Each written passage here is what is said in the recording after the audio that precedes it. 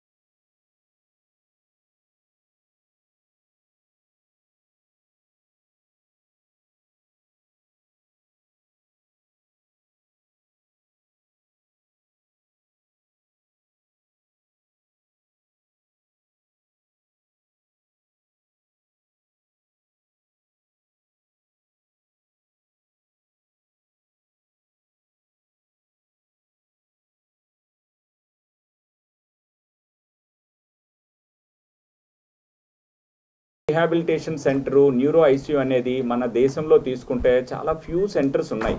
అయితే స్ట్రోక్ అనే దాని గురించి ఈరోజు మనం మాట్లాడుకునే సెంటర్ ఇది. స్ట్రోక్ అంటే ఏంటంటే, స్ట్రోక్ అనేది నథింగ్ బట్ బ్రెయిన్ అటాక్ అనొచ్చు. అంటే మీరు హార్ట్ అటాక్ అని కామన్గా మాట్లాడుతూ ఉంటారు కదా. హార్ట్ అటాక్ ఎందుకు వస్తుంది? రక్త నాళము హార్ట్కి పంపించాల్సిన బ్లడ్ ఎక్కడైనా బ్లాక్ అవ్వటం వల్ల ఆ స్పెసిఫిక్ ఏరియాలో హార్ట్ చనిపోయి అదనమాట మనకి హార్ట్ అటాక్ అని వస్తుంది, ఛాతీ నొప్పి రావడం. అదేవిధంగా బ్రెయిన్కి కూడా రక్త సరఫరా అనేది ఆగిపోవటం వలన స్ట్రోక్ అనేది వస్తుంది. ఈ స్ట్రోక్ అనేది మన దేశంలో కాకుండా ఈ డెవలపింగ్ కంట్రీస్లో చాలా కామన్ ప్రాబ్లం. ఈ స్ట్రోక్ వల్ల చాలామంది అంటే డెత్ అవ్వటమే కాకుండా డిసెబిలిటీ, అంటే స్ట్రోక్ తర్వాత స్ట్రోక్ నుంచి బయటపడిన వాళ్ళు కూడా ఈ కాళ్ళు చెయ్యి కదలక, నడవలేక, మాట్లాడలేక చాలా ఇబ్బందులు పడుతూ ఉంటారు. So it is one of the leading cause. ఈ స్ట్రోక్ అనేది ఓ leading cause of death and disability in India. So మనం ప్రివలెన్స్ తీసుకుంటే, ప్రివలెన్స్ అంటే మన కంట్రీలోని ఎంతమంది 1,00,000 మందిలో ఇలాంటి వాళ్ళు ఉన్నారంటే, రూరల్ ఏరియాలో తీసుకుంటే దాదాపు 150 నుంచి 200 మంది ఈ విధమైనటువంటి స్ట్రోక్తో బాధపడుతూ ఉన్నారు. అదే అర్బన్ ఏరియాలో తీసుకుంటే దాదాపు 300 నుంచి 400 మంది ఇటువంటి స్ట్రోక్తో బాధపడుతూ ఉన్నారు. ఈ స్ట్రోక్ అనేది అంటే ఇంత ఎక్కువ మంది ఇన్వాల్వ్ అయ్యి, ఇంత ఎక్కువ మంది డిసెబిలిటీ అండ్ డెత్ ఉన్నటువంటి వీటికి కేర్ సెంటర్ అంటే న్యూరో కేర్ సెంటర్ అనేది ప్రాపర్గా మన కంట్రీలో ఎక్కువగా లేవు. అదేవిధంగా విశాఖపట్నం నందు కూడా చెప్పాలనుకుంటే న్యూరాలజీకి స్పెసిఫిక్గా ఉన్న ఒక ఐసీయూ కానీ, అంటే ఓన్లీ న్యూరాలజీ పేషెంట్లు అంటే స్ట్రోక్ కానీ ఇటువంటి పెరాలసిస్ వచ్చిన పేషెంట్లకు ఉండటం కానీ, అదేవిధంగా స్ట్రోక్ నుంచి వెంటనే బయటపడిన వాళ్ళకి రీహాబిలిటేషన్ అంటే వాళ్ళు నడవటానికి విధంగా ఏ విధంగా మనము ఆక్యుపేషనల్ థెరపీ చేయొచ్చు, ఏ విధంగా నడిపించవచ్చు, ఏ విధంగా మాట్లాడేటట్టు చేయొచ్చు, ఏ విధంగా వాళ్ళ డైలీ యాక్టివిటీస్ని వాళ్ళు ఇండిపెండెంట్గా చేయొచ్చు అన్నదానికోసం ఈ రీహాబిలిటేషన్ ఎక్స్క్లూజివ్గా న్యూరో రీహాబిలిటేషన్ సెంటర్ అనేది మన దగ్గర లేవు విశాఖపట్నం నందు. సో ఆ ఉద్దేశంతో అంటే ఇంత ఇన్సిడెంట్స్ ప్రివలెన్స్ ఉన్నటువంటి స్ట్రోక్ గురించి మనం ఏం చేస్తున్నాము అనే దాని గురించి స్పెసిఫిక్గా లేని సెంటర్లు ఉండడం వల్ల విశాఖపట్నం నందు Q1 హాస్పిటల్ నందు ఎక్స్క్లూజివ్గా 6 బెడెడ్ ఐసీయూ, న్యూరో ఐసీయూ మరియు హ్యూజ్ పెద్ద ఏరియాలో ఒక రీహాబిలిటేషన్ సెంటర్ని ఏర్పాటు చేయడం జరిగింది.